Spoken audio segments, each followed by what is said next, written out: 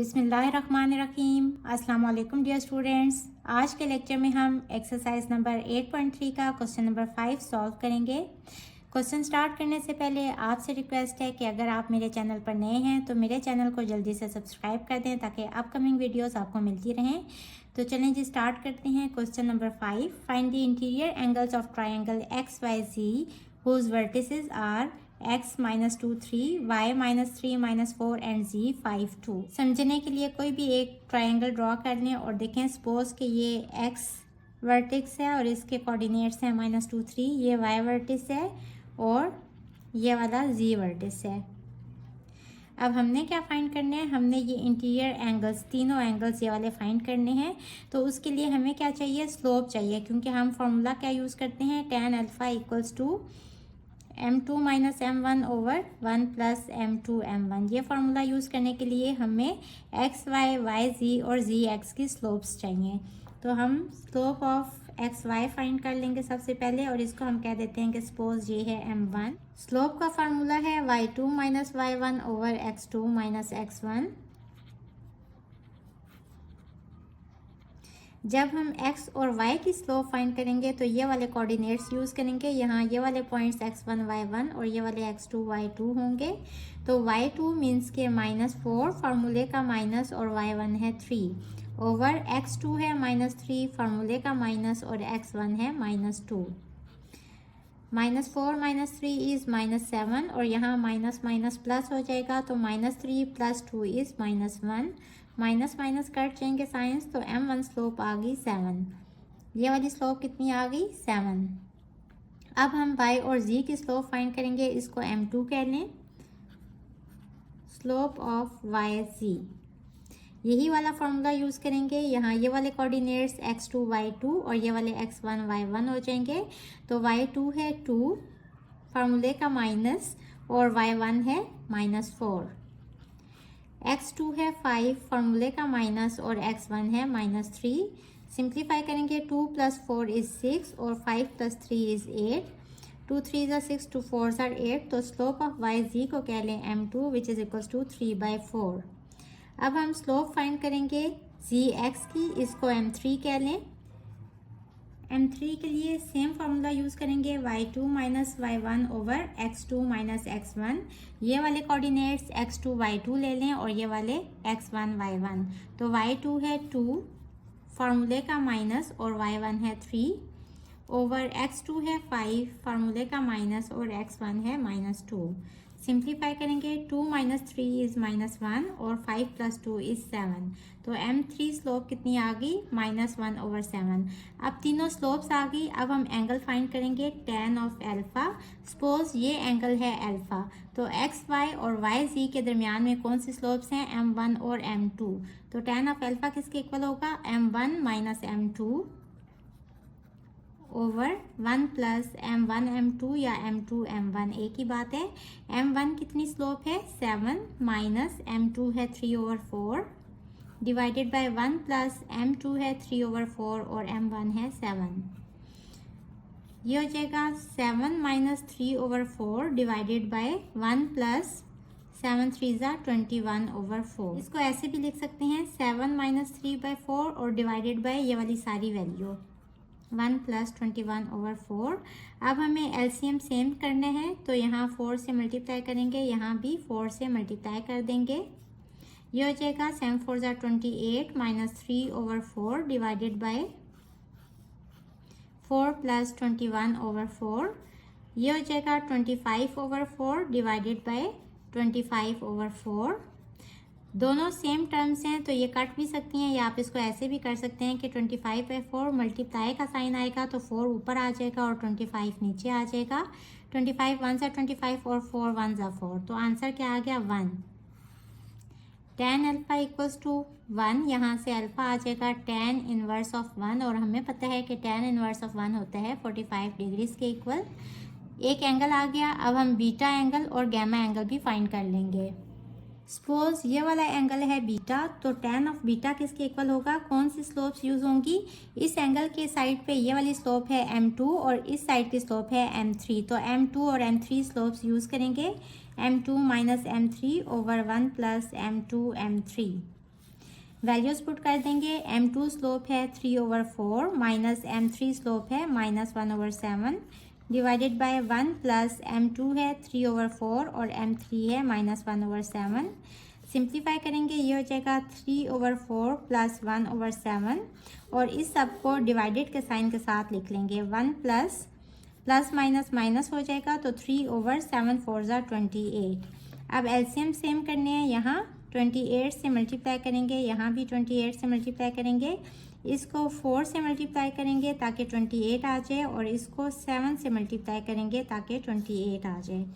अब देखें यहाँ नीचे 28 आ रहा है, यहाँ भी 28 आ रहा है, तो 28 ऊपर आ जाएगा 7 3 ज़ा 21 प्लस 4 1 ज़ा 4 डिवाइडेड बाय 28 माइनस 3/28, ये इक्वल आ जाएगा 21 प्लस 4 यानी कि 25/8 28 डिवाइडेड बाय 25/28। अगेन दरमियान में डिवीजन का साइन है और इसको आप ऐसे भी लिख सकते हैं 25/28 डिवाइडेड बाय 25/28, ये दोनों कट जाएंगे तो आंसर आ जाएगा 1। इसको ऐसे भी कट कर सकते हैं या फिर आप इसको ऐसे कर लें कि 25/28, इसको मल्टीप्लिकेशन के साइन में चेंज करेंगे तो 28 ऊपर आ जाएगा और 25 नीचे चला जाएगा। 25 1 सा 25 और 28 1 सा 28, तो tan ऑफ बीटा इक्वल आ गया 1 के, यहाँ से बीटा आ जाएगा tan inverse of 1 which is equals to 45 degrees.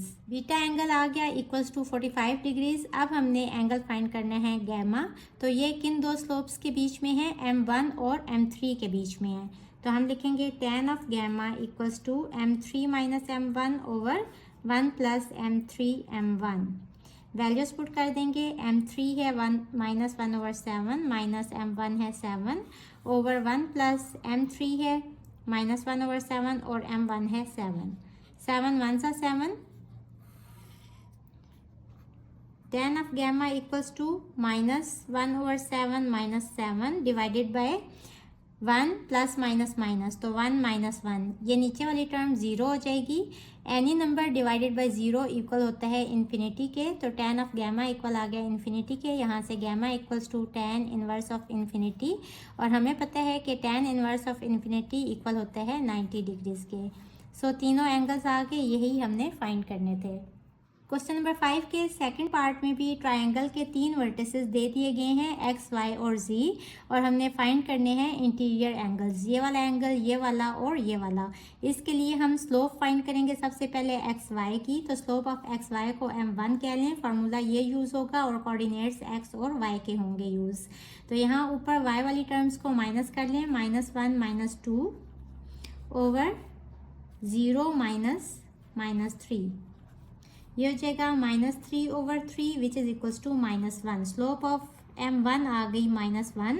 अब yz की स्लोप फाइंड करेंगे, स्लोप ऑफ yz को आप कह लें m2 which is equals to, yz की स्लोप को यूज़ करेंगे तो कोऑर्डिनेट्स भी y और z के ही यूज़ होंगे, y2 - y1 3 minus into -1 over x2 है 3 माइनस x1 है 0, ये हो जाएगा 3 + 1 4/3। m2 स्लोप आ गई 4/3। अब हम स्लोप ऑफ gx फाइंड करेंगे, इसको m3 कह लें और ये वाले कोऑर्डिनेट्स यूज होंगे। पहले y वाली टर्म्स को माइनस करके लिखेंगे 3 - 2 और नीचे x वाली टर्म्स को माइनस करके लिखेंगे 3 माइनस इंटू -3। सिंप्लीफाई करेंगे, 3 - 2 इज़ 1 और नीचे 3 + 3 इज़ 6, तो m3 स्लोप आ गई 1/6। अब हमें एंगल फाइंड करने हैं m1 और m2 स्लोप को यूज़ करते हुए। सपोज जो इसके दरमियान एंगल बन रहा है ये है अल्फ़ा, तो tan ऑफ अल्फ़ा इक्वल होगा m1 minus m2 over 1 plus m1 m2। इस चीज़ का ख्याल रखना है कि जब भी interior angles of a triangle की बात हो रही होगी तो हम स्लोप्स कैसे लिखेंगे, m1 माइनस m2, लेकिन एक्चुअल फार्मूला क्या है, m2 माइनस m1, तो ये आपने याद रखना है।